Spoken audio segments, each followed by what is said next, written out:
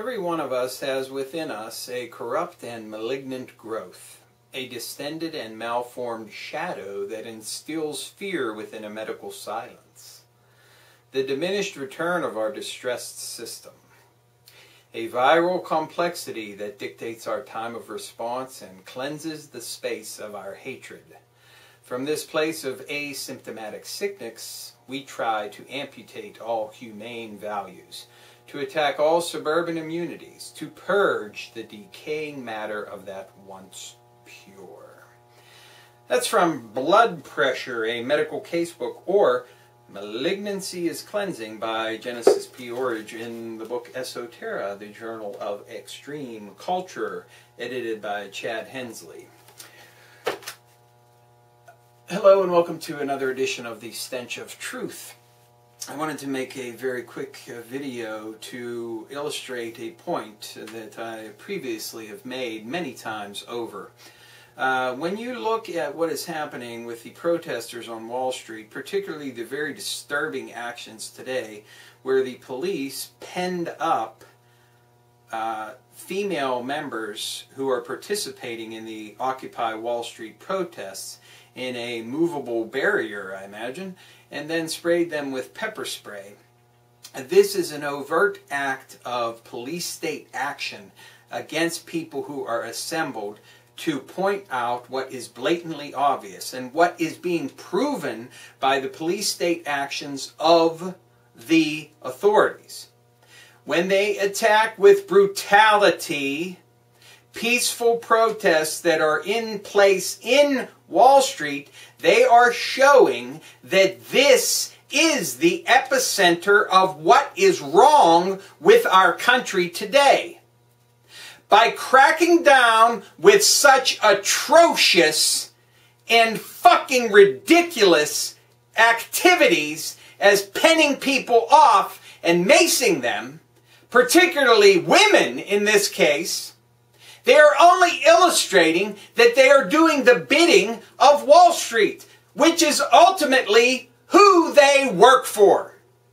If this was going on in Washington, D.C., it would be talked about in the news, and it would be promptly forgotten because it would have absolutely no effect. And the police would not be crushing them. They would not be coming down on them with the iron fist that they are in New York, because ultimately the people in Washington, D.C. are merely go-betweens between the finance capital of Wall Street and corporations and the final end product. They're bought and paid for minions, while these people who are occupying Wall Street are demonstrating that this is the place where the fucking scum is. This is the place where all of the evil breeds. This is the place where all the fraud has been enabled, has been brought forth, has been meticulously planned to rape and pillage this entire fucking country, the entire fucking economy. And they illustrate the fact that they are performing the duties of those very people who occupy those offices and boardrooms down there in Wall Street.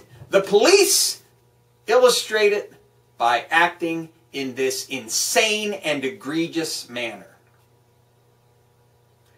It should be an object lesson to everybody who has failed to grasp the idea that it is Wall Street, finance capital, and corporations, which has as its symbolic and literal heart Wall Street in New York. That they are the ones that call the shots. That is the center of power in this country. And by having protests there, it is shining a light on that fact that they do not want to have revealed. That is why you have this ridiculous action by the police. Now, I wanted to make another very quick comment about Darrell Issa, the asshole in Congress, who is trying to push forward with a destroy the Postal Service bill, which doesn't address any of the economic problems that have brought about some of the difficulties that the Postal Service is dealing with right now, but instead want to force people out of work. And somehow this is going to be good. This is going to solve everything. That's apparently the standard rhetoric for any GOP person now, is fire people, and somehow that will make the economy better and make everything run and work great.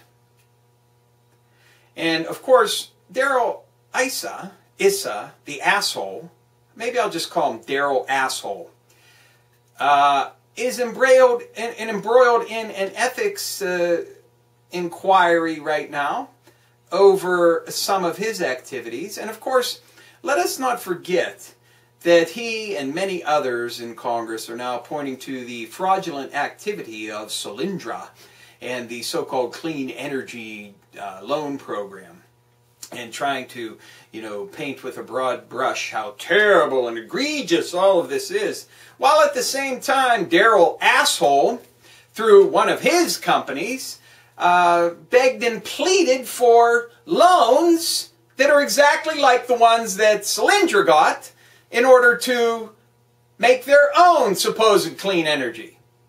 But of course, it doesn't apply to Darrell Asshole, and Darrell Asshole can buy as much Goldman Sachs stock as he wants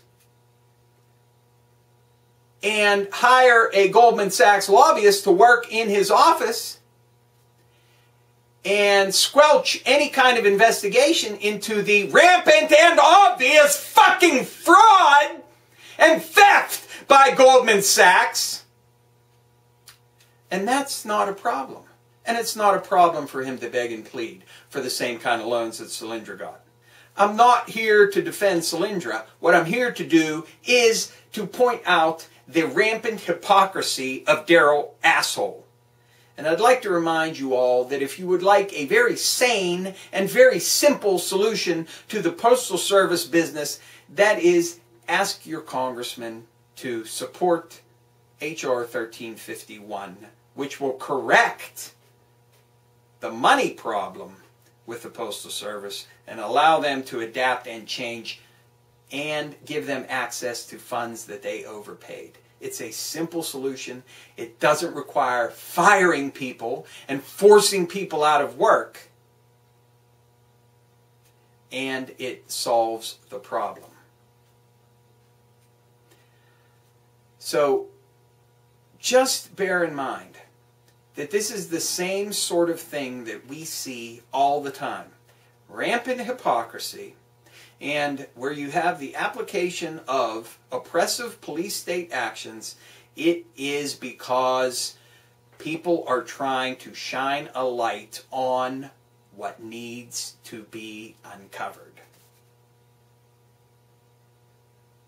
So, support H.R. 1351, which is a postal reform bill, which is very simple, takes care of the problem, and allows time for the Postal Service to restructure and move around. It doesn't require anybody break contracts. It doesn't require people are forced out of jobs that they have. It doesn't bring about a new bureaucracy, which Darrell Asshole would like to have.